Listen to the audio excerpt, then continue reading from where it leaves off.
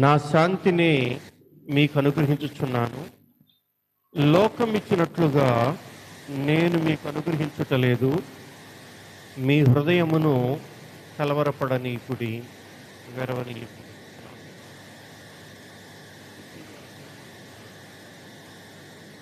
మమ్మల్ని మిక్కిలిగా ప్రేమించిన మా ప్రియ పరలోకపు తండ్రి, లేని స్థుతులు గడిచిన కాలమంతయు కాచి కాపాడి సజీవు లెక్కలు ఉంచిన దేవ నీకే స్తుతులు స్తోత్రములైన 2024 సంవత్సరం మార్చి మాసం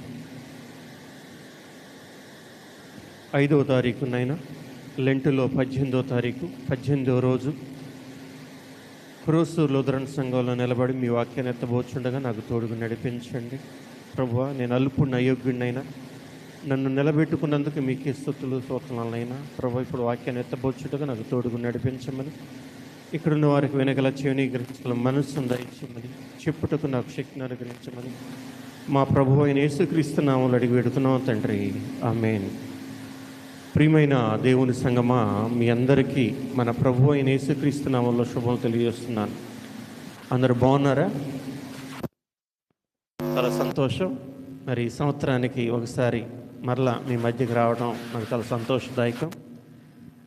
నాకు చాలా గర్వంగా ఉంటుంది ఒక విషయం. ఎందుకంటే మన ఏరియాలో ఇంత పెద్ద చర్చి లేదు.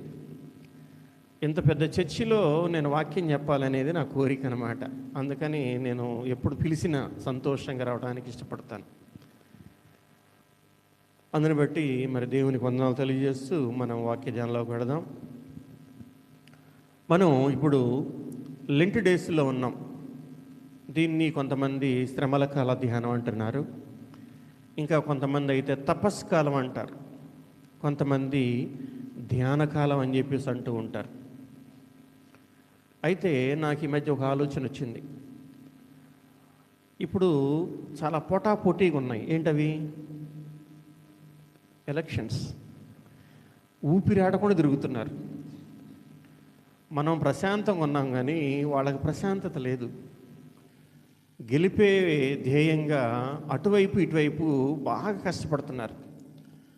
ఒకళ్ళేమో సిద్ధం అంటున్నారు, రెండో వాళ్ళేమో సంసిద్ధం అంటున్నారు. అప్పుడు నాకు అనిపించింది, మనం కూడా ఒక పేరు పెట్టుకుంటే బాగుంటుంది కదా. అందుకని మనం కూడా సిద్ధపడ్డాం కదా. మనం కూడా 14వ తారీఖు నుండి, ఫిబ్రవరి 14 నుండి మరి మనం కూడా ఒక ఉందన్నమాట. దాన్ని మనం ఏమనుకోవచ్చు అంటే సిద్ధపాటు. ఏంటది? సిద్ధపాటు. వాళ్ళేమో సిద్ధం అంటున్నారు, వీళ్ళేమో సంసిద్ధం అంటున్నారు. క్రైస్తవులుగా మనం ఏమనుకోవాలంటే సిద్ధపాటు. ఏంటది?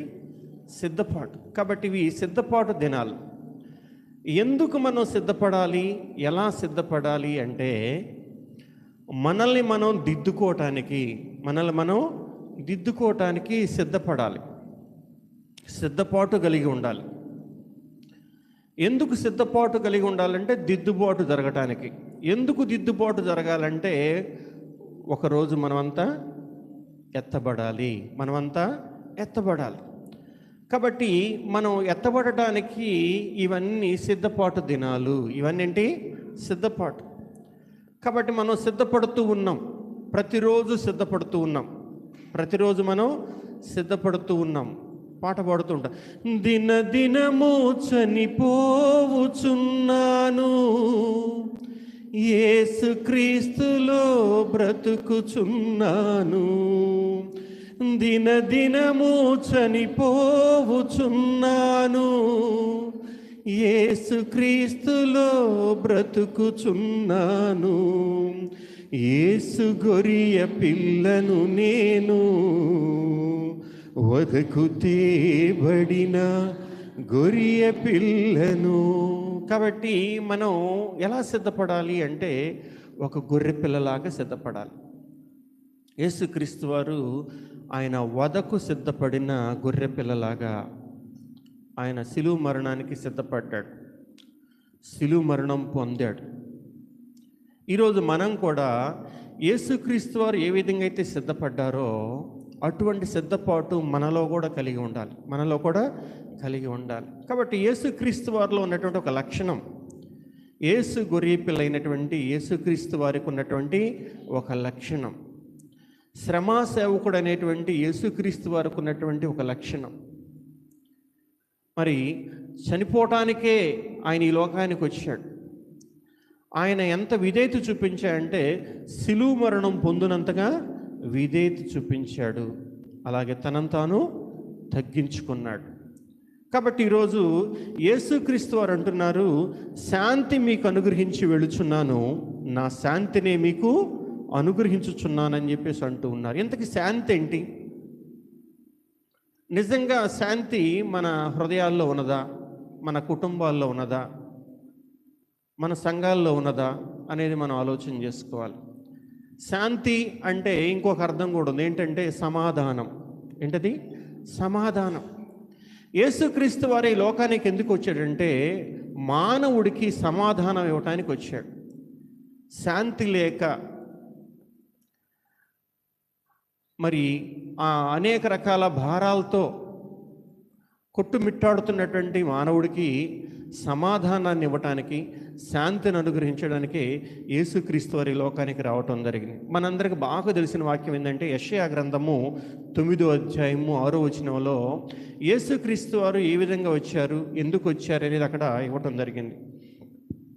ఏలయనగా మనకు శిశువు పుట్టెను, మనకు కుమారుడు అనుగ్రహింపబడెను, ఆయన భుజం మీద రాజ్యభారం ఉండును. ఆశ్చర్యకరుడు, ఆలోచనకర్త, బలవంతుడైన దేవుడు, నిత్యుడగు తండ్రి, సమాధానకర్తయగు అధిపతి అని అతనికి పేరు పెట్టబడును. కాబట్టి యేసుక్రీస్తు వారిని మనం క్రిస్మస్ దినాల్లో లోకరక్షకుడిగా తెలుసుకుంటాం. ఆయన ఇమ్మానుయేలు దేవుడుగా మనం తెలుసుకుంటాం. అలాగే యేసుక్రీస్తు వారికి ఇంకో పేరు ఏంటంటే, ఆయనకున్న పేర్లు ఆశ్చర్యకరుడు, ఆలోచనకర్త, బలవంతుడైన దేవుడు, నిత్యుడగు తండ్రి, సమాధానకర్తయగు అధిపతి. కాబట్టి యేసుక్రీస్తు వారు ఈ లోకానికి ఎందుకు వచ్చారు అంటే ఆయన సమాధానం ఇవ్వటానికి వచ్చాడు, శాంతిని అనుగ్రహించడానికి ఈ లోకానికి వచ్చాడు అన్నమాట.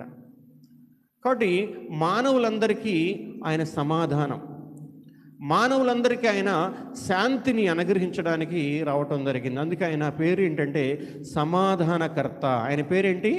సమాధానకర్త. కాబట్టి యేసుక్రీస్తు వారు ఆయన సమాధానకర్తగా ఉన్నాడు.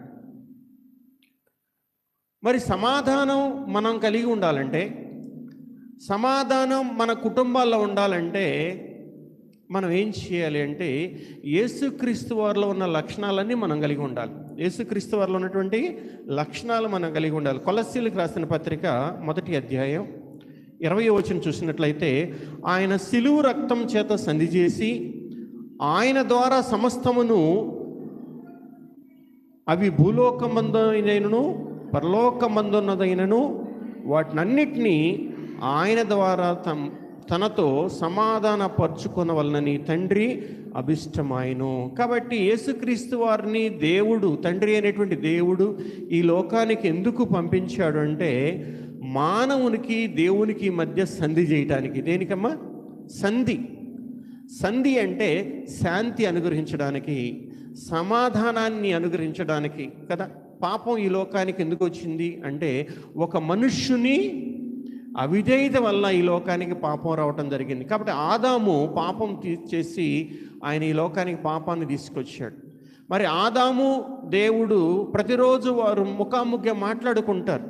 అటువంటి యొక్క సత్సంబంధాన్ని ఆదాము పోగొట్టుకున్నటువంటి ఆ సంబంధాన్ని మరలా యేసుక్రీస్తు వారు ఎలాగంటే ఆయన శిలువ రక్తం చేత, దేని చేత? ఆయన శిలువ రక్తం చేత సంధి చేయటానికి, సమాధానపరచడానికి, శాంతి అనుగ్రహించడానికి యేసుక్రీస్తు వారి లోకానికి వచ్చాడు. అందుకని అంటున్నాడు ఆయన శాంతి మీకు అనుగ్రహించి వెళుచున్నాను. కాబట్టి యేసుక్రీస్తు వారు శిలువ మరణంలో మనకేమొచ్చిందంటే శాంతి వచ్చింది. యేసుక్రీస్తు వారి యొక్క శిలువ మరణంలో మనకేమొచ్చిందంటే సమాధానం వచ్చింది. కాబట్టి యేసుక్రీస్తు వారు శాంతిని అనుగ్రహించి, సమాధానాన్ని అనుగ్రహించి ఆయన వెళతానని చెప్పి